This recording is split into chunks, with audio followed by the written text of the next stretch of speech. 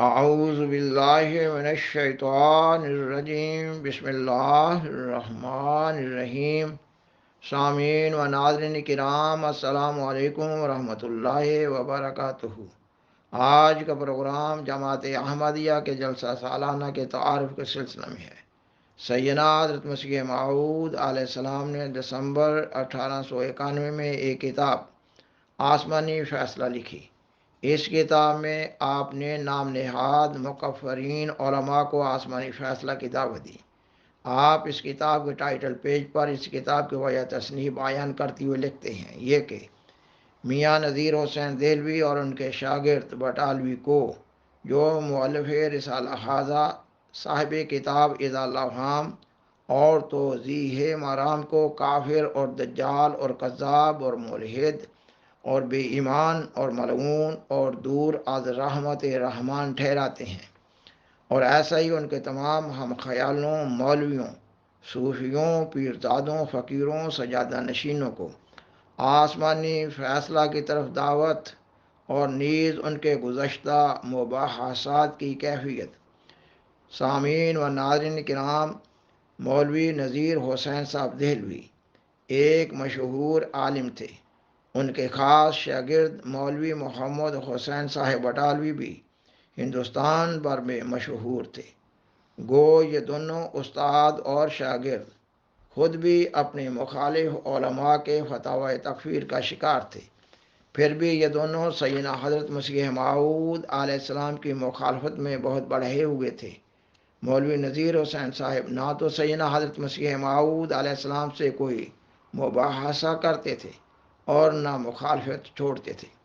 یہ دونوں استاد اور شاگرد اپنے فتاوی تکفیر میں سیدنا حضرت مسیح موعود علیہ السلام کو برے برے ناموں سے یاد کرتے تھے، اور وہ آپ کو گندی اور غلیظ گالیاں بھی دیتے تھے۔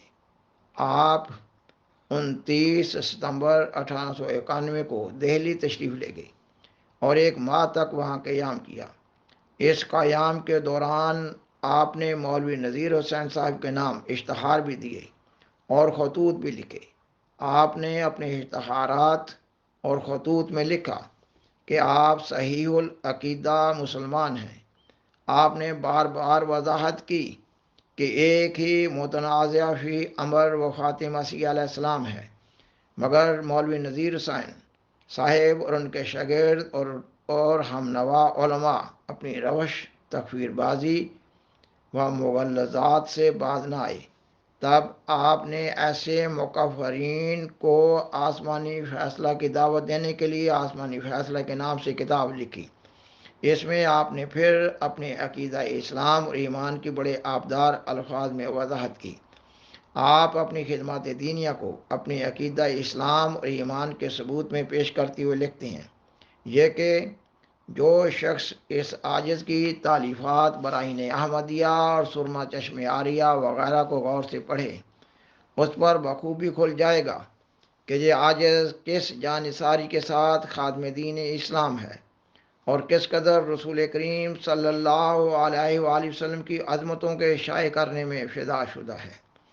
سامعین و ناظرین کرام، آپ ان نام نہاد علماء کو حیات و وفات مسیح علیہ السلام پر بحث کی دعوت دیتے ہوئے لکھتے ہیں، آئیے اس امر میں مجھ سے بحث کیجیے، پھر اگر آپ نے قرآن اور حدیث سے حیات جسمانی حضرت عیسیٰ علیہ السلام کی ثابت کر کے دکھلا دی تو میں اس قول سے رجوع کروں گا، بلکہ اپنی وہ کتابیں جن میں یہ مضمون ہے جلا دوں گا۔ اگر بحث نہیں کر سکتے تو آؤ اس بارہ میں اس مضمون کی قسم ہی کھاؤ کہ قرآن کریم میں مسیح علیہ السلام کی وفات کا کچھ ذکر نہیں بلکہ حیات کا ذکر ہے، یا کوئی اور حدیث صحیح مرفوع متصل موجود ہے جس نے توفی کے لفظ کی کوئی مخالفانہ تفسیر کر کے مسیح کی حیات جسمانی پر گواہی دی ہے۔ پھر اگر ایک سال تک خدا تعالیٰ کی طرف سے اس بات کا کوئی کھلا نشان ظاہر نہ ہوا کہ آپ نے جھوٹی قسم کھائی ہے، یعنی کسی وبال عظیم میں آپ مبتلا نہ ہوئے، تب بلا توقف میں آپ کے ہاتھ پر بیعت کر لوں گا۔ مگر افسوس کہ ہر چند بار میاں صاحب سے درخواست کی گئی لیکن نہ انہوں نے بحث کی اور نہ قسم کھائی اور نہ کافر کہنے سے باز آئے۔ سامعین و ناظرین کرام، آپ علیہ السلام نے عوام الناس کی ہمدردی کے لیے نام نہاد علماء کے جھوٹ کا پردہ چاک کرنے کے لیے ان کو کتاب آسمانی فیصلہ کے ذریعے آسمانی فیصلہ کی دعوت دی۔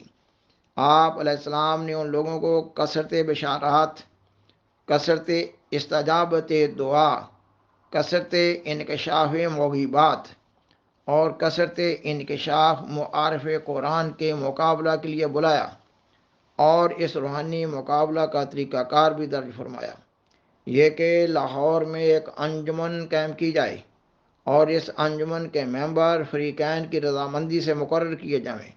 یہ انجمن مذکورہ امور کا 1 سال تک ریکارڈ رکھے۔ آپ نے اس آسمانی فیصلہ کے لیے یہ شرط بھی عائد کی کہ اگر 1 سال کے عرصہ میں کوئی فریق وفات پا جائے تو پھر بھی وہ مغلوب سمجھا جائے گا۔ کسی فریق کے وفات پا جانے سے یہ ثابت ہو جائے گا کہ اللہ تعالیٰ نے اپنے خاص ارادہ سے اس کے کام کو نامکمل رکھا۔ آپ علیہ السلام نے مزید لکھا، میں مامور ہوں اور فتح کی مجھے بشارت دی گئی ہے، لہذا میں حضرات مذکورہ بالا کو مقابلہ کے لیے بلاتا ہوں، کوئی ہے جو میرے سامنے آوے۔ سامعین و ناظرین کرام، خاکسار نے بیان کیا کہ آپ علیہ السلام نے روحانی مقابلہ کے امور کا ریکارڈ ساتھ کے ساتھ تیار کرنے کے لیے لاہور میں ایک انجمن قائم کرنے کی تجویز دی تھی۔ آپ علیہ السلام نے مجوزہ انجمن کی تشکیل پر مزید غور کرنے کے لیے احباب جماعت کو 27 دسمبر 1891 کو قادیان میں جمع ہونے کی ہدایت فرمائی۔ چنانچہ پروگرام کے مطابق اس دن بعد نماز ظہر مسجد اقصی قادیان میں احباب جماعت جمع ہوئے۔ اس اجلاس میں حضرت مولانا عبد الکریم صاحب سیال کوٹی رضی اللہ تعالیٰ عنہ نے سیدنا حضرت مسیح موعود علیہ السلام کی کتاب آسمانی فیصلہ پڑھ کر سنائی۔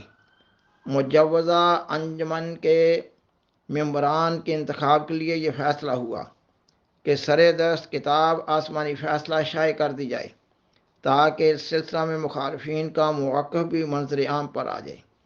اس اجلاس کے بعد سیدنا حضرت مسیح موعود علیہ السلام نے حاضر احباب سے ملاقات اور مصافحہ کیا۔ عالمگیر جماعت احمدیہ کا یہ پہلا تاریخی اجتماع اور پہلا جلسہ سالانہ تھا۔ اس پہلے جلسہ میں 75 افراد شامل ہوئے جن کے نام تاریخ احمدیت جلد اول میں محفوظ کیے گئے ہیں۔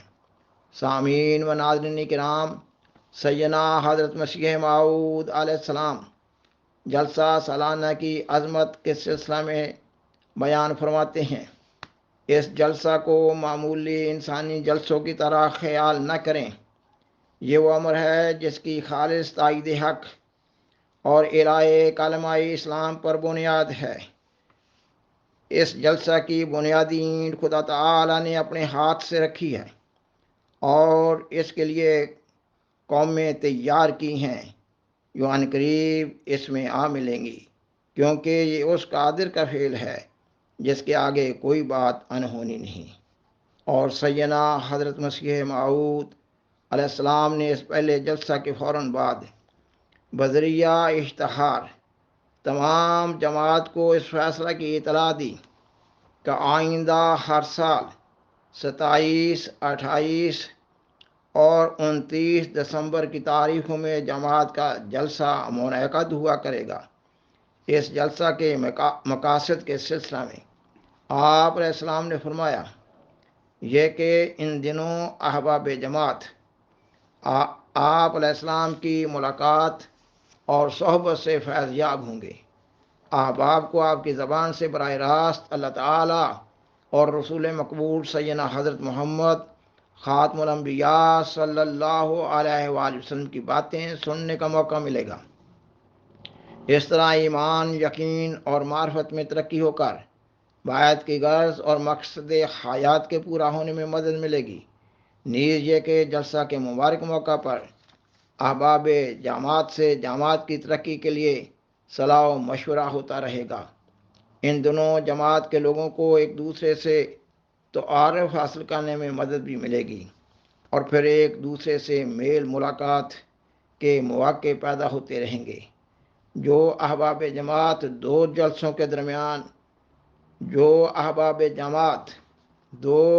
کے درمیانی عرصہ میں فوت ہو چکے ہوں گے، ان کا ذکر کیا جایا کرے گا اور ان کے لیے دعائے مغفرت ہوا کرے گی۔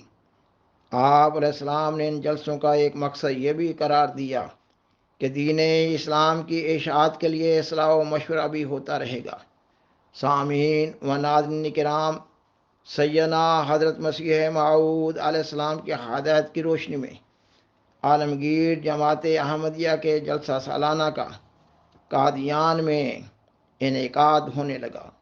اس میں شامل ہونے کے لیے دنیا کے مختلف ممالک سے احباب جماعت جلسہ کے موقع پر قادیان آنے لگے۔ 14 اگست 1947 کو اسلامی جمہوریہ پاکستان کے دنیا کے نقشہ پر ابھرنے کے بعد پاکستان میں خلیفہ وقت کی موجودگی کی بنیاد پر پاکستان کے جلسہ نے مرکزی حیثیت اختیار کر لی۔ 1983 میں عالمگیر جماعت احمدیہ کے جلسہ سالانہ منعقدہ ربوہ پاکستان میں شاملین کی تعداد 3.25 لاکھ تھی۔ حکومت پاکستان کی طرف سے پاکستان میں جماعت احمدیہ کے لیے پیدا کردہ انتہائی مخدوش حالات کی وجہ سے سیدنا حضرت مرزا طاہر احمد صاحب خلیفۃ المسیح الرابع رحمہ اللہ تعالیٰ نے 1984 میں پاکستان سے ہجرت کر کے لندن UK میں رہائش اختیار کر لی تو لندن کے جلسہ کو مرکزی حیثیت حاصل ہوگی۔ دنیا کے مختلف ممالک میں ملکی سطح پر جلسہ سالانہ منعقد ہوتے ہیں۔ ان جلسوں میں دور دراز کے ممالک بالخصوص ہمسایہ ممالک کے احمدی بھی شامل ہوتے ہیں۔ جماعت احمدیہ کا جلسہ سالانہ سیدنا حضرت مسیح موعود علیہ السلام کی صداقت کا ایک عظیم، روشن، تابناک، زندہ جاوید اور دائمی معجزہ ہے۔ اس ایک مضمون میں جلسہ سالانہ کی غیر معمولی اہمیت، ضرورت، برکات اور تاثیرات روحانیہ کا احاطہ نہیں کیا جا سکتا۔ جلسہ سالانہ ایک وسیع قطاع اراضی پر منعقد کیا جاتا ہے۔ سارا سال جلسہ سالانہ کا کام جاری رہتا ہے۔ جلسہ کے قریب ایام میں جلسہ سالانہ کے انعقاد کے لیے ایک پورے کا پورا مگر ایک عارضی شہر بسایا جاتا ہے، جہاں ہر قسم کی ضروریات از قسم رہائش و طعام وغیرہ کا انتظام کیا جاتا ہے۔ مرد اور خواتین کے لیے الگ الگ برآیت پردہ انتظامات ہوتے ہیں۔ جلسہ سالانہ کے نظام کے لیے مختلف شعبہ جات قائم کیے جاتے ہیں، اور ان شعبہ جات میں جماعت کے کئی ایک کارکنان مرد و زن، بوڑھے، بچے اور نوجوان انریری طور پر رات دن خدمات بجا لا رہے ہوتے ہیں۔ اس جلسہ کی امتیازی شان یہ ہے کہ ہر کام امن و سکون سے اور اطمینان سے ہو رہا ہوتا ہے، اور امن و سلامتی کا یہ ماحول جلسہ سالانہ کی روحانی برکات اور روحانی تاثیرات یعنی اللہ تعالیٰ کی رضا مندی کی گواہی مہیا کر رہا ہوتا ہے۔ سامعین و ناظرین کرام، بالآخر درخواست ہے کہ اس پروگرام کو دوسروں سے شیئر کریں اور از راہ کرم اس چینل کو سبسکرائب کریں۔ جزاکم اللہ تعالی احسن الجزا، وآخر دعوانا ان الحمد للہ رب العالمین۔ شکریہ۔